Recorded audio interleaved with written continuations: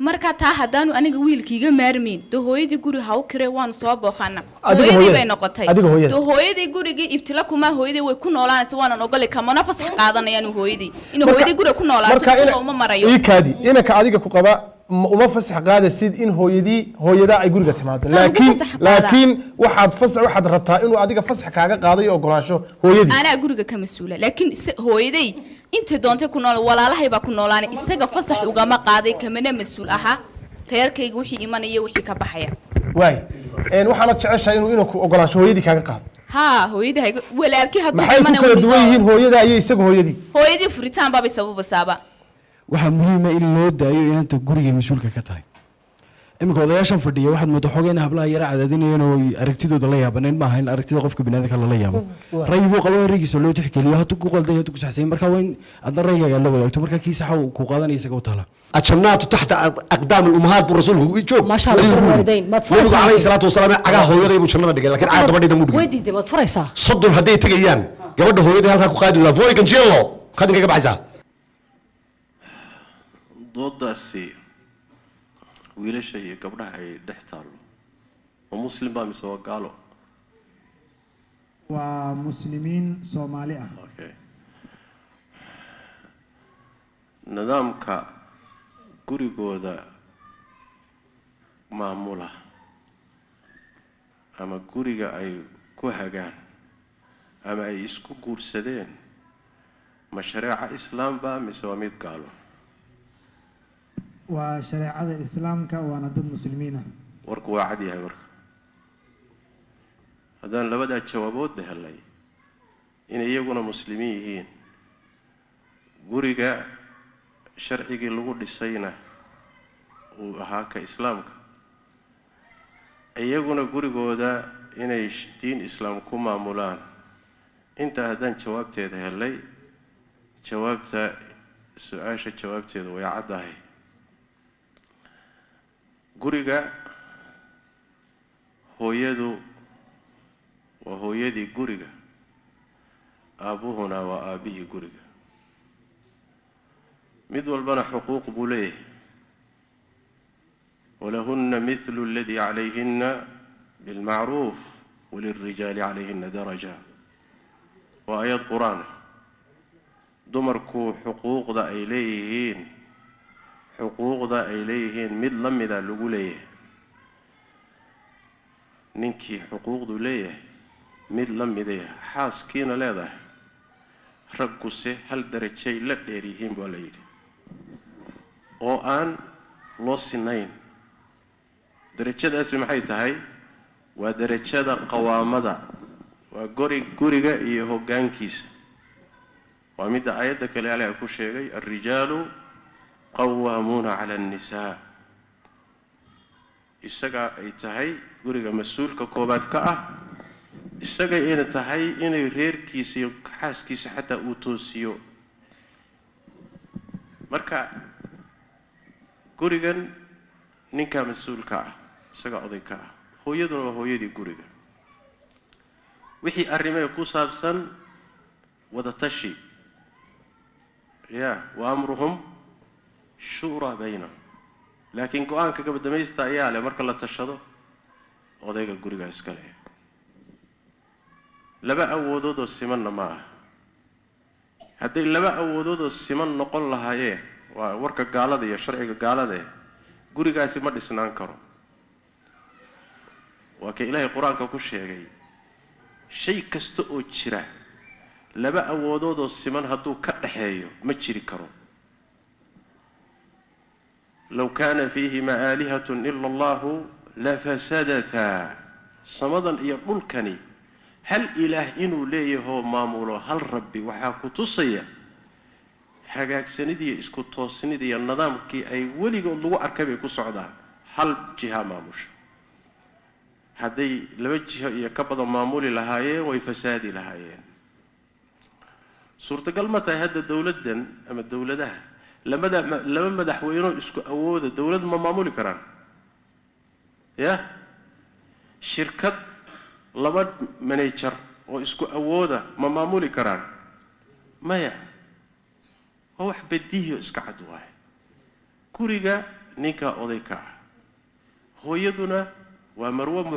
muxtaramaho waa hooyadii guriga hadday timaado su-aasha qaraabada hadday timaado qaraabada dhanka gabadha ka socotana guriga xuquuq bay ku leedahay gaar ahaan hadday waalidka yihiin qaraabada xagga ninka ka socotana guriga xuquuq bay ku leeyihiin gaar ahaan hadday waalid yihiin ma jirto wax la yidhaahdo gabadhuna qaraabadeeda xor weeyaanoo guriga firibayo gurigu waa u fasaxayay ninka qaraabadiisuna gaar ahaan hooyadii baa la magacaabay guriga marka la keenayo waa in xaaska idan la weydiisto ya oo hadday diidana maamada meel kale loo raadiyo ayu sharcin hada waa sharcigee waa sharciga kufriga iyo gaalnimada waay sharci kufri waay sharci islaam ma aha hooyada maamada guriga iskale ninkeeda hooyadii iyo aabihii gurigeeda idan weydiisan maayaan lianna ninkeedaba iyagaa iskale nabigeenu sal alla alay wasalam wuxuu yidhi anta wamaaluka liabiika nin buu la hadlayay wuxuu ku yidhi adiga iyo xoolahaagaba aabbahabaa idin leh hooyadu waa kasii xaq weyn tahay ya haddiiba ninkaagii la yeeshay oo hooyadii leedahay ya ninkaaga ciddii lahayd see baa guri loogu diidi isagii baaba la yeeshaye waa midda labaade haddii adiga laf ahaantaada hooyada ah waalidkii ninkan dhalay inta lagu afgaran waayo ay ku yidhaahdaan waryaa middan inama anfacaysee fur waa lagu eryi marka hooyaan guri u diidi idan ha lay weydiisto guri kale ha loo kireeyo ay sharcin hada ay sharcin hada qaraabo goysnimo intaa leeg waxa laga hadlay haddana waa waalid waxa laga hadlo haddana waa waalid waaye qaraabo kale xataa hadday ahaan lahayd bacdu shari ahwan way isdhaami lahayd laakiin waalidkiibaa guriga loo diidiyo idan ha weydiisteen waa thaqaafo iyo dhaqan inoo yimid oo soo guuray waaye waa dhaqan la soo minguuriyey oo aan ahayn kii islaamka aanan ahayn kii bulshadeennu ay lahaan jirtay war miyaynu lahaan jirnay ma dhaqan waxaan lahaan jirnay hooyo meel kale ha loo raadiyo la yidhaah maya ama xagga xaaska ha ka timaado ama xagga ninka ha ka timaado hooyo gogasha ugu wanaagsan baa loo dhigaa cuntada ugu wanaagsan baa la siiyaa guriga idan ma weydiisato iyadaa iskale aabba waa sidoo kale ama dhanka xaaska ha ka yimaado ama dhanka ninka ha ka yimaado waalid baa idan weydiisanee adari dhaafi meel kale u kireen naagta sidaa qabtay in la eriyo waayo in la fiijiyo waayo taasi naag maaha xaas maaha haddayna waalidkiiba ogolayn oy gurigiiba ka sheemayso u diidayso xaaskaasi muxuu yahay ya malaha naag caddaan aad qabtaan naaga yurubiyaana maad soo guursateen gabadhaas soomaali maahaan u malaynay waxaasi dhaqan maaha la dhaqankeenna islaamkana ma aha walaa dhaqan diinteenna ka soo jeedana ma aha waalidku madaxuu saaran yahay xaqa ilaahay siiye waa xaqiisa midka ku xiga ma garat xoolahaaga waalidkaabaa iska leh alimaamu axmed caleyh raxmat ullahi wuxuu leeyahay xataa inuu baahidiisa xoolahaaga ka qaato keliya meehe xoolahaaga intuu qabto wax ka sadaqaysan karaa waalidku addoontaada kuu joogta buu waalidkaagu xorayn karaa isagoon idanku weydiisanay alimaamu axmed fii kitaabi ilwarac buu saa ku leeyahay marka waa yaabay gabdhihii iyo wiilashii baa doodaya boqolyaha tictokga ku jira un habeen dhaweyd ka hadlayn ma kuwaasaa doodaasi dhex taalla hade kuwaasi waxaan u malaynaya waxaan ugu cudur daaraynaa islaamba kama warhayaanba dhaqan islaamna intooda badan kama warhayaan mushkilada haysata waxa weeye doodahan waxaa keenaya thaqaafada iyo dhaqamo kalea lasoo maqlay lasoo arkay markaasaa waxa weye guryihii islaamka la doonaya in lagu maamulo wax foolxun waahay nacam